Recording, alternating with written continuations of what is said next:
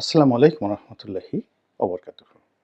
সম্মানিত দর্শক, আমাদের যে বিজয় দিবস ১৬ই ডিসেম্বর ২০২৪ সাল, এ দিবসটিকে জাঁকজমকপূর্ণভাবে উদযাপন করার জন্য এ দিবসটিকে একটি আন্তর্জাতিকতা দেওয়ার জন্যে এবারে যিনি আমাদের অন্তর্বর্তীকালীন সরকারের প্রধান রূপে দায়িত্বরত আছেন ডক্টর মোহাম্মদ ইউনূস। তিনি একজন মেহমানকে আমন্ত্রণ জানিয়েছেন, সম্মানিত মেহমান। তিনি কে? তিনি ছোট্ট একটি দ্বীপরাষ্ট্র। সেই দ্বীপরাষ্ট্রটির নাম পূর্ব তিমুর। এ রাষ্ট্রটি দীর্ঘদিন পৃথিবীর বৃহত্তম মুসলিম রাষ্ট্র ইন্দোনেশিয়ার অধীন ছিল। আপনারা জানেন যে ইন্দোনেশিয়াতে প্রায় ১২,৫০০ দ্বীপ রয়েছে। এটি একটা দ্বীপরাষ্ট্র। ছোট, ছোট, ছোট, ছোট দ্বীপ রয়েছে। জাপানেও অসংখ্য দ্বীপ রয়েছে, কিন্তু ইন্দোনেশিয়ার দ্বীপের সংখ্যা বেশি এবং বৈচিত্র্যময়। তো এইরকমই একটা ছোট্ট দ্বীপের নাম হলো পূর্ব তিমুর, এবং এই অঞ্চলটিতে অলমোস্ট শতকরা ৯৯% লোক খ্রিস্টান, এবং এরা একসময় খ্রিস্টান ছিলেন না। এই অঞ্চলটি এবং এই যে দ্বীপটি দীর্ঘদিন ধরে পর্তুগিজরা দখল করে রাখে। আজকের যে পর্তুগাল, লিসবন। তো এই পর্তুগিজরা এখানে প্রথম কলোনি স্থাপন করে, এবং শত শত বছর ধরে তারা এই দ্বীপকে কেন্দ্র করে ভারত মহাসাগরে নানা রকম কর্মকাণ্ড করে। একটা সময় তারা শুধুই ডাকাতি করত, পর্তুগিজরা। আমাদের এই অঞ্চলে এসেও তারা ডাকাতি করে গেছে, এবং এদের একটা সিন্ডিকেট ছিল। মানে তারা নিজেরা ডাকাতি করতে, এবং তাদের সেই ডাকাতিপনার দোসর হিসেবে তারা মগদেরকে ব্যবহার করত, তারপর রোহিঙ্গাদেরকে ব্যবহার করত, এবং ডাকাতির জিনিসপত্র এদের সাথে ভাগাভাগি করত। এবং এদের এই দস্যুবৃত্তি এটি সম্রাট আওরঙ্গজেবের জমানাতে বন্ধ হয়। তিনি নৌবাহিনী গঠন করে একদম এদেরকে মাটির সঙ্গে মিশিয়ে দেন। তো বাংলাদেশ থেকে এবং ভারত মহাসাগরে যে অঞ্চলটি মুঘল সম্রাট আওরঙ্গজেবের অধীন ছিল, সেই অঞ্চলে এই ডাকাতি বন্ধ হয়ে যায়। তখন তারা আরও ভিতরে ছোট ছোট দ্বীপ রাষ্ট্রে গিয়ে এই তৎপরতা চালাতে থাকে। তারাও ইস্ট ইন্ডিয়া কোম্পানি গঠন করেছিল, মানে ব্যবসা বাণিজ্য, ডাকাতির পাশাপাশি ব্যবসা বাণিজ্য করারও তাদের চেষ্টা ছিল।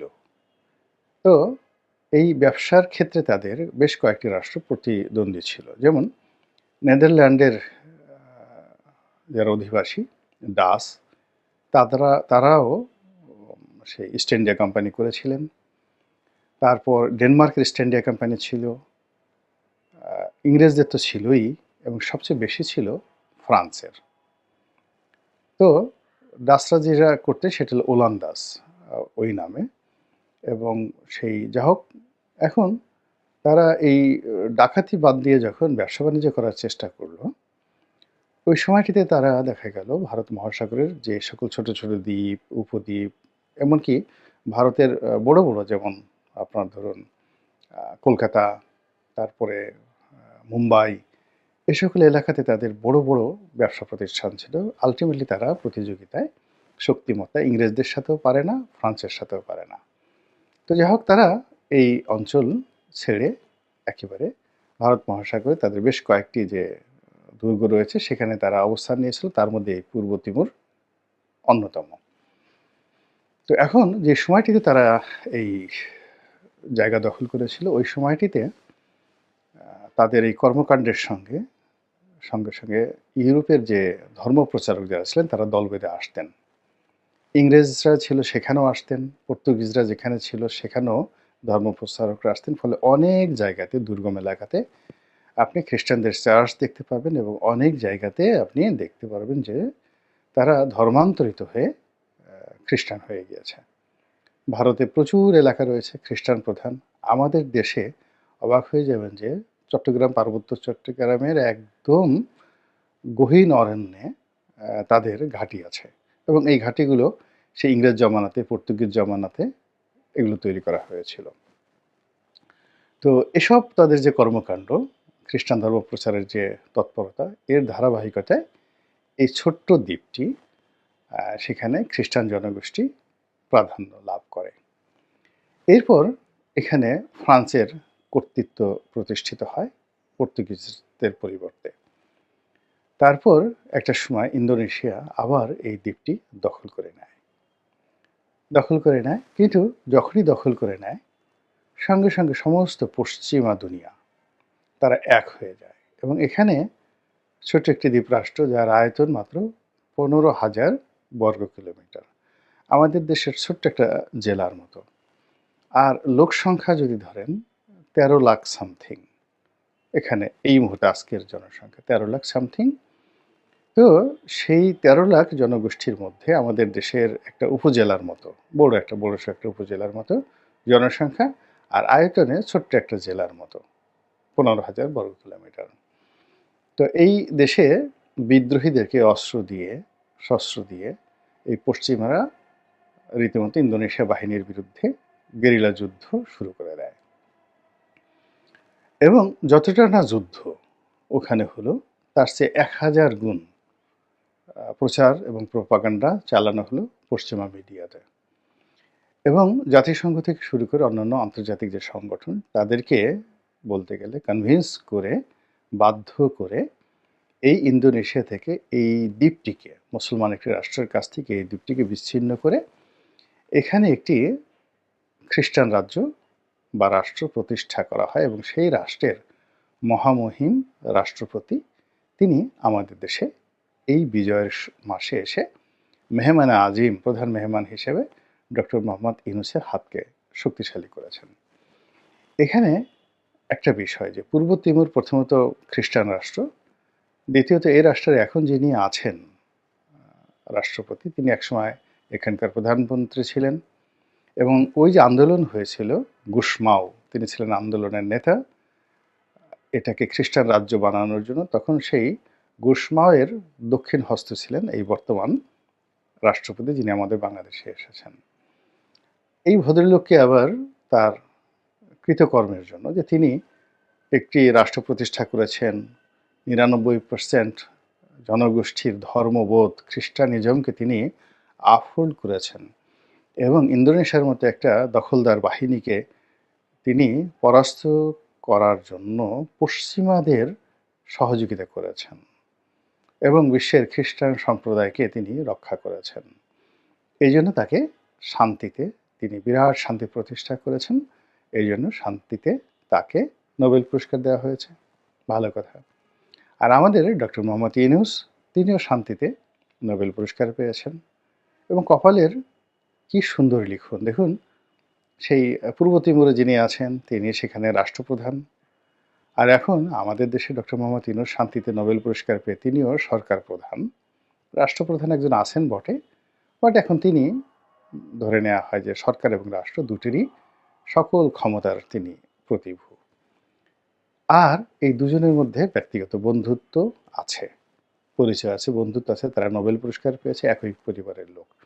তো কাজেই এই মানুষটিকে তিনি এনেছেন, আনবেন, এটাই স্বাভাবিক। এবং তিনিও, অর্থাৎ পূর্ব তিমুরের যে রাষ্ট্রপতি আছেন, আগামী দিনে যদি ডক্টর মোহাম্মদ ইউনূসকে তাদের দেশে নিমন্ত্রণ করে নেন, তাদের দেশের সম্মানিত নাগরিকত্ব প্রদান করেন বা তাদের দেশের কোনো বিশ্ববিদ্যালয়ের আচার্য হিসাবে মনোনীত করেন, এটা অস্বাভাবিক কিছু না, এটা হতে পারে। ব্যক্তিগত বন্ধুত্ব এইরকমই হয়। তো সেই ব্যক্তিগত বন্ধুত্বের কারণেই মূলত আমাদের এই বিজয় দিবসে তাকে আনা হয়েছে। এটা নিয়ে আমাদের কোনো কথা ছিল না এবং কথা থাকারও কথা নয়। কিন্তু সমস্যা হয়ে গেছে যে সাবেক প্রধানমন্ত্রী, তো শেখ হাসিনা একজন মুখ কাটা, ঠোঁট কাটা মহিলা ছিলেন, রমণী ছিলেন। হুটহাট করে, ঠুসঠাস করে তিনি অনেক কথা বলে ফেলতেন, যেগুলো অপ্রিয়, কোনো কোনো ক্ষেত্রে অশ্রাব্য, কোনো কোনো ক্ষেত্রে অবমাননাকর, বাট বেশিরভাগ ক্ষেত্রে নিরেট সত্য। তো তিনি একবার বলে ফেলেছিলেন যে বাংলাদেশকে নিয়ে পশ্চিমারা চক্রান্ত করছে।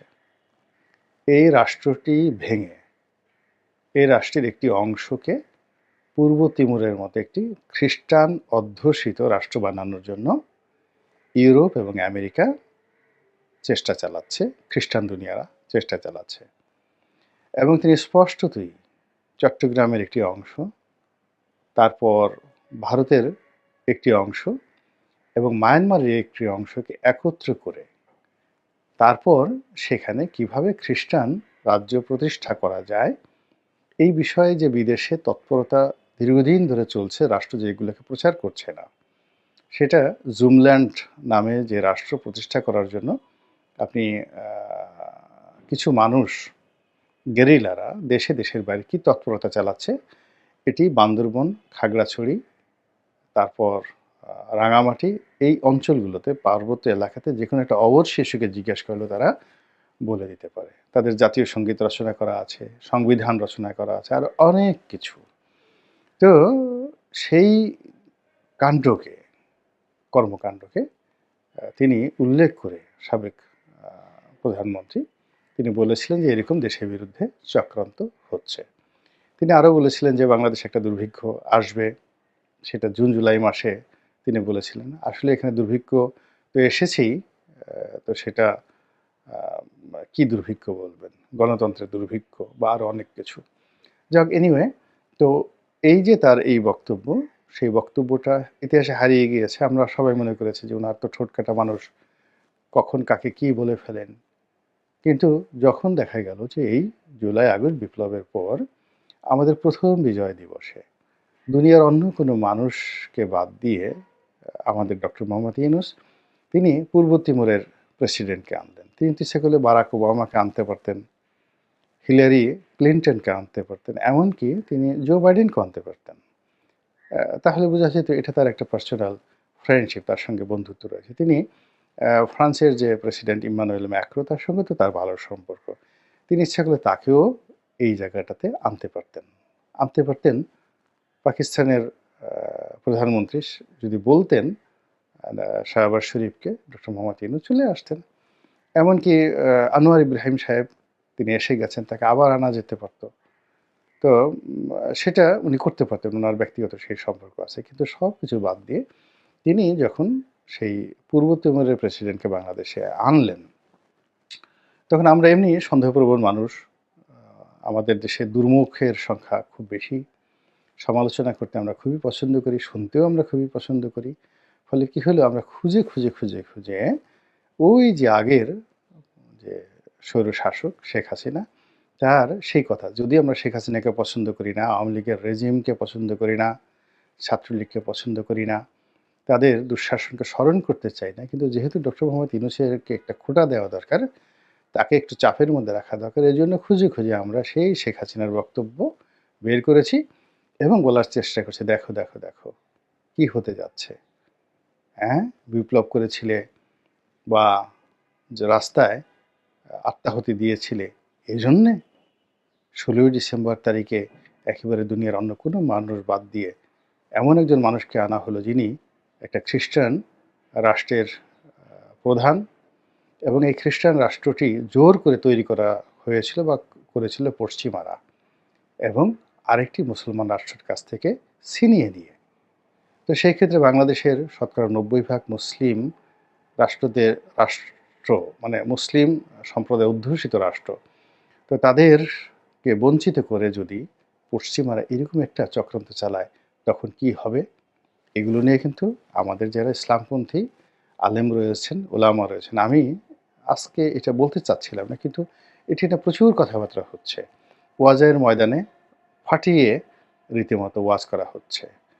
বড় বড় আলেম ওলামারা, যাদের লক্ষ লক্ষ ভক্ত অনুরাগী রয়েছেন, তারা এই বিষয়টি নিয়ে এতটা বিষোদ্গার করছে, তখন মনে হলো যে আমাদের যারা সাধারণ আমজনতা রয়েছেন, যারা হয়তো মাহফিলে যান না, কিন্তু এই যে হুজুরদের যে বক্তব্যটি অন বিহাফ অফ দেম, তাদের পক্ষে আপনাদেরকে জানানোর চেষ্টা করলাম।